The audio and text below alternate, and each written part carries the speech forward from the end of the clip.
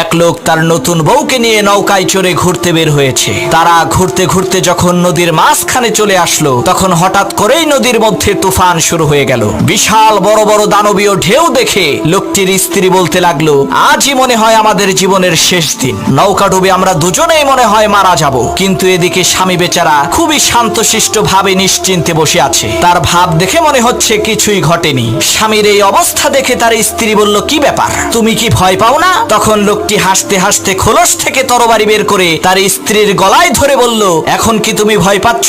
তখন তার স্ত্রী বলল, কি বোকার মতো কথা বলো, ভয় পাবো কেন? তরবারিটা তো তোমার হাতে, আর আমি জানি তুমি আমাকে অনেক ভালোবাসো। তখন সেই লোকটি বলল, ঠিক একই ভাবে এই ঝড় তুফান সবকিছুই আল্লাহর হাতে, আর আমি জানি আমার আল্লাহ আমাদেরকে অনেক ভালোবাসেন।